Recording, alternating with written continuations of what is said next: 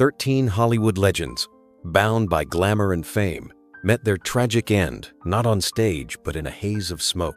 Behind the spotlight, cigarettes quietly carved away at their lives, leaving stories as haunting as their performances. Stay with us, because the names on this list will shock you, and one in particular will leave you speechless. Number 1. Nat King Cole. In the middle of February, in the year 1965 in Santa Monica, he passed away at the age of 45. The cause was lung cancer that had spread quickly through his body after years of heavy smoking. Surgeons had removed a portion of his lung, and doctors urged him to quit, yet the harm had already been done. He faced the disease with dignity, but the illness progressed too fast for medicine to stop. He had become one of the most beloved singers in American history. His velvet baritone voice carried songs like Unforgettable, Nature Boy, and Mona Lisa into the hearts of millions. During the 1940s and 1950s, he broke barriers on radio and television, becoming the first African American to host a national network program. His presence was smooth, elegant, and filled with a kind of effortless charm that audiences trusted. Throughout those years, cigarettes rarely left his hand. He believed smoking helped to smooth his voice and calm his nerves between long recording sessions. Photographs from that time often show him with smoke curling above his head, a symbol of style in that era. In truth, each puff cut into the very strength that powered his music. By the early 1960s, his health began to fail, though he tried to keep the struggle private. Friends and colleagues described him as a man who carried himself with grace even while ill. He continued to perform and record despite worsening fatigue. When he revealed his diagnosis, the public reacted with shock and sadness. He remained optimistic in interviews, expressing hope for recovery. But the disease advanced quickly. His final months were marked by hospital visits and treatments that could not stop the spread of cancer. When he died, the world mourned the loss of not just a singer, but a cultural pioneer. His influence reached across generations, inspiring artists of many styles. His death at such a young age was a reminder of how deadly tobacco could be, even for those who seemed untouchable. The charm and warmth of his voice live on, yet his story carries a warning about the cost of smoking. If you want to hear more stories like this, make sure to subscribe so you never miss the next chapter of Hollywood's most unforgettable lives. Number 2. James Stewart. On the 2nd of July, in the year 1997 in Beverly Hills, he died quietly at the age of 89. The official cause was a blood clot that led to a heart attack, yet his body carried the scars of decades, lived in smoke-filled studios and long hours on film sets. His lungs and stamina had been worn down by years of smoking, a habit common among his peers during Hollywood's golden era. He was one of the most recognizable actors of the 20th century. His tall frame, gentle drawl, and unshakable honesty made him the perfect everyman. Films like Mr. Smith Goes to Washington and It's a Wonderful Life defined the idea of decency on screen, shaping American culture for generations. During the Second World War, he stepped away from fame to serve as a pilot, flying dangerous combat missions. When he returned to Hollywood, audiences saw in him not just a performer, but a man who embodied courage and sincerity. The cigarette was a constant presence in his professional and personal life. Directors often asked him to smoke on camera because it seemed natural in an age when nearly every character lit up. Behind the scenes, he puffed through rehearsals, interviews, and long stretches of waiting between takes. For Stewart, it was not rebellion or style, but a simple routine, one that would eventually weigh heavily on his health. In later years, he withdrew from the public spotlight. The death of his beloved wife left him lonely, and he chose to live quietly in his Beverly Hills home. His health began to fail, with shortness of breath and fatigue becoming regular battles. Though friends described him as cheerful and modest until the end, the toll of tobacco was clear in the frailty of his last decade. When the news of his passing reached the world, tributes poured in from presidents, fellow actors, and ordinary viewers who had grown up watching his films. He was remembered as a man who represented the best of America both on screen and in uniform. His legacy endures in the annual broadcasts of It's a Wonderful Life, where his voice still trembles with hope and conviction. The gentle decency that he projected remains a cornerstone of Hollywood history, even as the smoke that once surrounded him reminds us of the quiet dangers that shaped so many lives of his generation. Number 3. Richard Burton. On the 5th of August in the year 1984 in Seligny, Switzerland, he died at the age of 58 after a cerebral hemorrhage. His death shocked the world, though those who knew him understood that years of excess had weakened his body. Cigarettes were as much a part of his daily life as the stage and the screen, and they carved away at his health long before the final day. He had been born in Wales and carried the voice of his homeland into Hollywood. That voice, rich and commanding, could fill a theater without effort. He was nominated for multiple Academy Awards and gave unforgettable performances in Who's Afraid of Virginia Woolf, Beckett, and The Spy Who Came In From the Cold. His presence was magnetic, drawing attention even when he stood silent. Audiences often remembered his eyes and his voice before they recalled the lines of dialogue. He lived with a restlessness that matched his acting style. The stage demanded his intensity, and he gave it freely, often burning through rehearsals with a cigarette in one hand and a script in the other. He smoked heavily through performances and interviews, turning the habit into part of his image. Doctors warned him of the risks, but he ignored them, convinced that strength and willpower could carry him through. His personal life was just as tempestuous. His marriages, especially to Elizabeth Taylor, became public drama as famous as the films themselves. They lived in headlines, fought, reconciled, and fought again, all while smoking through long nights of conversation and dispute. The cigarettes followed him into every chapter, leaving their quiet scars behind. By the early 1980s, his health was showing clear decline. His body grew weaker, his energy more fragile, and yet he continued to work, driven by the same passion that had defined his career. When the sudden hemorrhage struck, it ended a life that had seemed uncontainable. The newspapers mourned not only the actor but the myth he had created, a figure of fire and brilliance undone by the very habits that once seemed so ordinary. His story remains a cautionary tale, hidden beneath the glow of stardom. The talent that could shake a stage was eroded by smoke, and the life that promised decades more brilliance was shortened by choices that were once celebrated as stylish. His voice lingers, powerful and unforgettable, but behind it lies the reminder of what the smoke had taken. Number 4. Sammy Davis Jr. On the 16th of May in the year 1990 in Los Angeles, he died at the age of 64 after a hard battle with throat cancer. The illness had stolen his voice months before it claimed his life. For a man whose identity was tied to singing, dancing, and performing, losing his voice was a cruel ending. Doctors traced the cause to years of smoking, a habit he had carried since his youth on the road. He had been a star unlike any other. As part of the Rat Pack, he stood alongside Frank Sinatra and Dean Martin, dazzling crowds with his energy and charm. He sang with ease, danced with speed, and could turn a nightclub into his stage in seconds.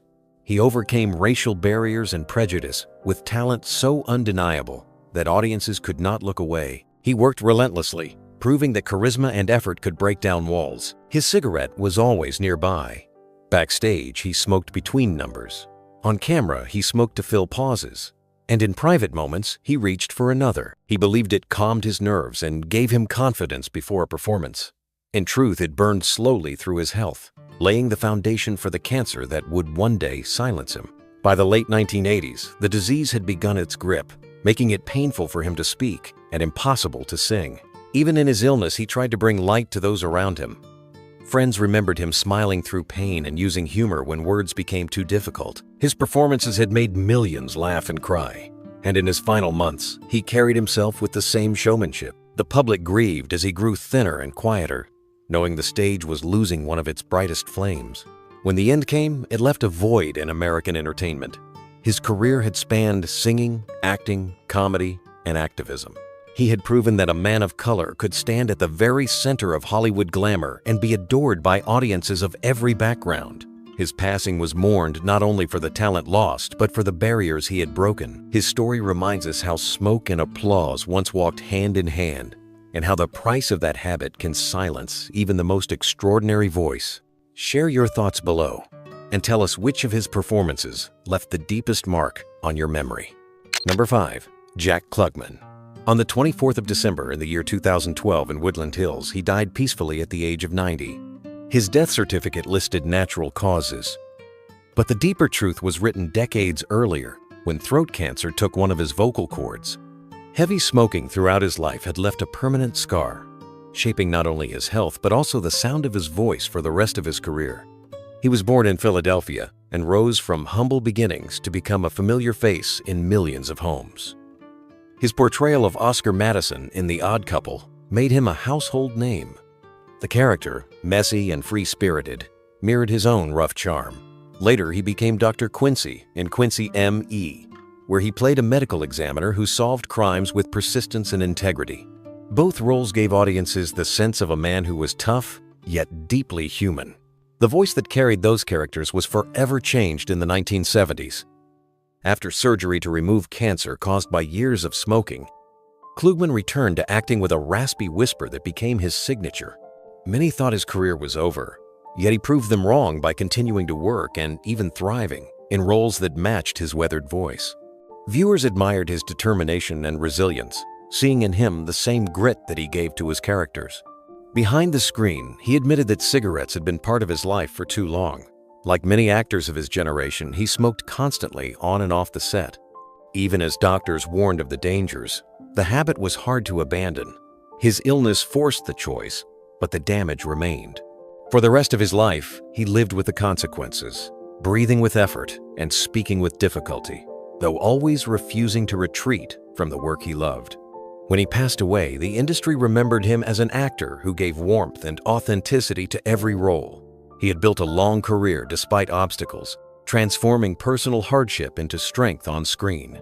The sound of his gravelly voice reminded audiences not of defeat, but of persistence. His legacy is not just in the laughter of The Odd Couple or the drama of Quincy, but in his refusal to surrender to the weight of smoking's toll. His story endures as both inspiration and warning, a reminder of how talent can overcome adversity even when the body is permanently marked by choices of the past. Number 6. John Huston. On the 28th of August in the year 1987 in Middletown, Rhode Island, he died at the age of 81.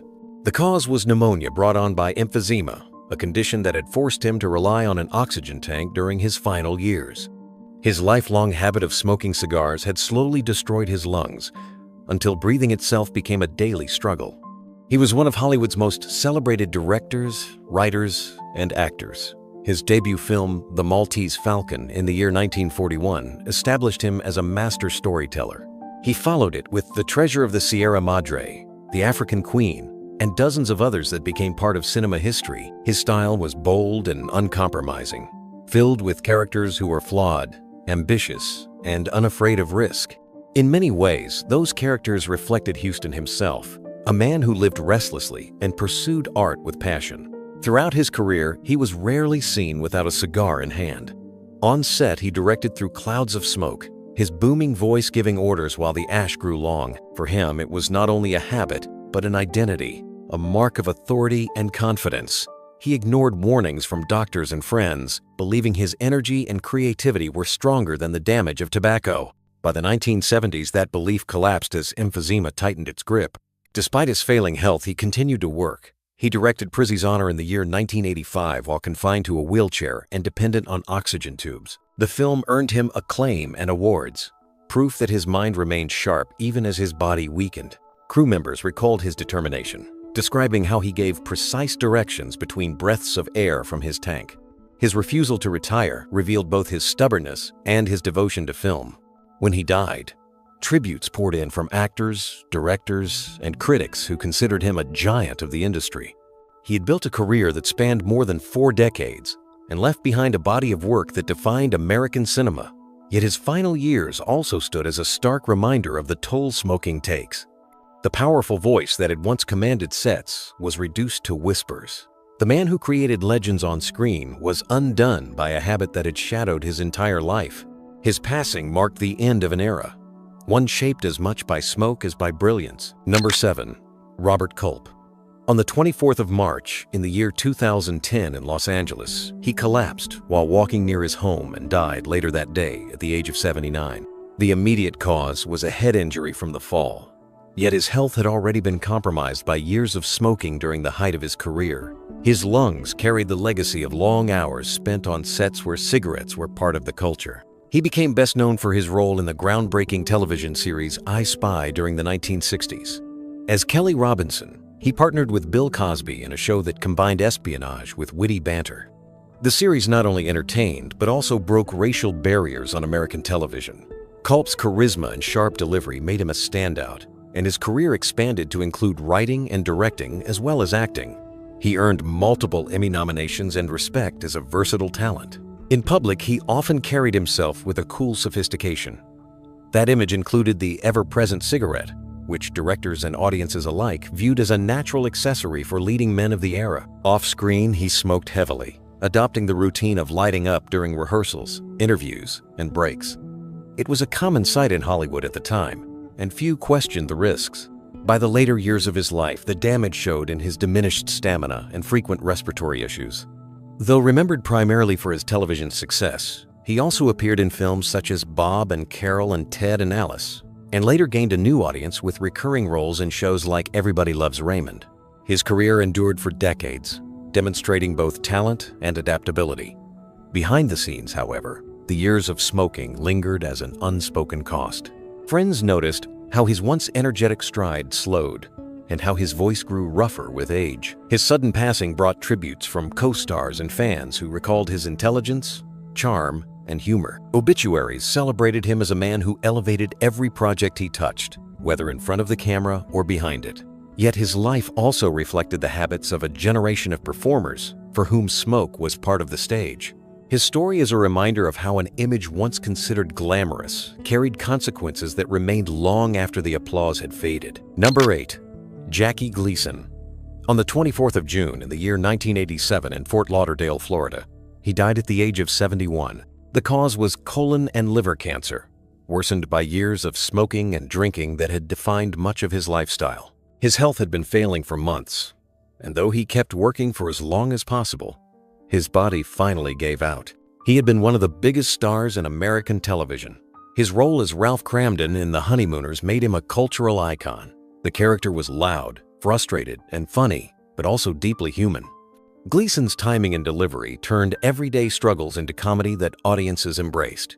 The catchphrases from the show became part of American life, and his presence on screen seemed larger than life itself. His off-screen personality matched the image. He loved the spotlight, loved to perform, and carried himself with confidence. Cigarettes and cigars were always part of his routine, visible in interviews, rehearsals, and social gatherings. They added to his image as a man who lived fully, but the toll they took was constant. Over time, his weight, his drinking, and his smoking created a dangerous combination that slowly eroded his health. Even as his health declined, he never stopped entertaining. He appeared in films, variety shows, and specials, always bringing the same energy that had made him famous. His booming laughter and quick wit made him beloved across generations. Friends remembered how he lit up a room, often with a cigar in hand, as if the smoke itself were part of his performance. By the end, the same habits that had once seemed harmless left him weak and in pain. His death marked the end of an era in American entertainment. He was remembered as the Great One, a nickname that reflected not just his success, but the affection people felt for him. The joy he created on stage and screen remains, but his story also shows how the glamour of smoking was an illusion that hid lasting harm. His legacy is one of laughter, yet behind it lies a sobering truth about the cost of those choices. Which of Jackie Gleason's performances do you remember most vividly? Share your thoughts in the comments and let us know how his work touched your life. Number 9. Lee Marvin. On the 29th of August in the year 1987 in Tucson, Arizona, he died at the age of 63. The cause was a heart attack, but his body had already been weakened by emphysema and years of heavy smoking. For decades, he had been rarely seen without a cigarette, and the damage had steadily consumed his strength until the final day arrived. He built a reputation as one of the most distinctive tough men in Hollywood. His deep voice, rugged face, and commanding presence made him unforgettable in films such as The Dirty Dozen and Point Blank. He brought menace and authority to his roles without needing to shout, often letting silence and a cold stare speak louder than words. Audiences admired his ability to capture both violence and vulnerability within the same character. From his early years in the Marine Corps, he carried with him a sense of discipline and toughness that shaped his career.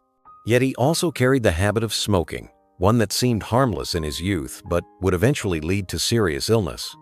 On sets and in interviews, he often had a cigarette at hand, a prop that suited his image but burned slowly through his health. The emphysema that developed in his later years left him dependent on oxygen and robbed him of his once easy stride. Even as his health failed, he continued to work, appearing in films and television well into the 1980s. His performances grew slower, but the intensity never left his eyes. Friends and colleagues remembered how he pushed through pain to deliver his roles, unwilling to let illness take away the craft that defined him. The public often did not see the effort it took for him to continue, but those close to him knew that every breath had become a struggle. His death closed the chapter on a career that had given Hollywood some of its most enduring images of masculinity. Tributes described him as authentic, uncompromising, and unforgettable. The tough man who once strode across battlefields and western towns was undone, not by enemies, but by a habit woven into his generation. His story is remembered for its brilliance on screen, but it also stands as a reminder of the hidden cost of cigarettes, which took from him the years he might have continued to create. Number 10. Michael Landon. On the 1st of July in the year 1991 in Malibu, California, he died at the age of 54. The cause was pancreatic cancer, a disease that had spread quickly after diagnosis and left him with little time. His years of smoking and other lifestyle habits had created risks that contributed to his early death, cutting short the life of a man who would become a fixture in American households. He was born Eugene Maurice Orowitz and rose to fame through determination and charisma. His breakthrough came with the long-running Western Bonanza, where he played Little Joe Cartwright. He later created and starred in Little House on the Prairie, a series that became a family staple across the country. In the 1980s, he continued with Highway to Heaven, where he played a compassionate angel sent to help ordinary people. Each role cemented his image as a storyteller who valued family, faith, and resilience. Behind the camera, he was also a writer, director, and producer. His work ethic was relentless, often spending long nights drafting scripts and shaping episodes. During these hours, a cigarette was always nearby, a constant companion through the creative process. He smoked heavily for years, believing it helped him concentrate, but the cost accumulated silently. By the time doctors discovered the cancer, it had already advanced beyond hope of recovery. His illness became public in the spring of 1991 when he chose to speak openly about his diagnosis. Audiences admired his courage as he appeared on television to share his story, determined to face the disease without hiding. He rejected despair and showed strength even as the disease spread rapidly. Within months, the decline was visible. His once athletic frame weakened and his energy drained. Friends and family surrounded him in his final weeks, remembering the warmth he brought to every set and every home. When he died, the nation mourned the loss of a figure who had represented the best of family drama on television. Tributes remembered him as a man who gave comfort through stories of hope and perseverance. His legacy continues in the shows that remain beloved decades later. Yet his early passing revealed the harsh truth of how smoking and stress had chipped away at his health. The bright presence that had filled living rooms was silenced far too soon, leaving behind both cherished memories and a cautionary lesson. Number 11. Carroll O'Connor. On the 21st of June in the year 2001 in Culver City, California, he died at the age of 76. The cause was a heart attack brought on by complications from diabetes and years of health struggles. His long history with smoking and the culture of smoke-filled sets had left lasting effects on his body, weakening him long before the final day arrived. He was best known for his role as Archie Bunker in the groundbreaking series All in the Family. The character was loud, stubborn, and deeply flawed, yet O'Connor managed to make him human and strangely sympathetic. Through Archie, he held up a mirror to American society, forcing audiences to confront their own prejudices and conflicts. His performance changed television, opening the door for shows to explore difficult themes with humor and honesty. After All in the Family, he continued to find success in the Heat of the Night, where he played a thoughtful police chief dealing with crime and social change in the American South. This role displayed his range, showing him not only as a comic force, but as a dramatic actor capable of depth and compassion. His presence gave weight to every scene, and his voice carried the authority of lived experience. Away from the screen, he faced personal battles. He was open about his son's struggles with addiction and used his fame to speak publicly about the dangers of drugs. His candor earned him respect as he turned personal pain into a mission to help others. At the same time, his own health was quietly slipping, worn down by age and years of smoking that had once seemed ordinary. Breathing grew more difficult, and his heart weakened under the strain. His death brought an outpouring of tributes from fans and colleagues who saw in him both a great actor and a man of conviction. The complexity he brought to Archie Bunker remains one of the most significant achievements in television history. He left behind a body of work that continues to spark conversation, proving that entertainment can challenge as well as amuse. His life closed with illness, but his legacy endures in the roles that redefined what American television could be. The smoke that had surrounded his career was part of his time, yet his talent outlasted it, leaving behind stories that still matter. Number 12. Julie Harris. On the 24th of August in the year 2013 in West Chatham, Massachusetts, she died at the age of 87. The cause was congestive heart failure, though her later years had been marked by strokes and lingering health problems. She had lived through an era when smoking was woven into the fabric of stage and rehearsal halls, and her body carried the weight of that culture well into her final decades. She was one of the most honored actresses of her generation, winning 5 Tony Awards and receiving recognition that few performers ever achieve. Her breakthrough came with The Member of the Wedding, where she brought to life the fragile intensity of a young girl searching for belonging. She later shone in films such as East of Eden, holding her own alongside James Dean, and in stage productions where her intelligence and emotional precision captivated audiences. Her career stretched over 6 decades and spanned both stage and screen. She was admired for her ability to inhabit characters fully, never relying on glamour but always on truth. In rehearsal rooms of the mid-20th century, cigarettes were nearly as common as scripts, and she, like many others, often smoked during the long hours of preparation. At the time, it seemed ordinary, even professional, but the long-term consequences gradually became visible. By the 1990s, she suffered a series of strokes that left her weakened, yet she refused to step away from her craft.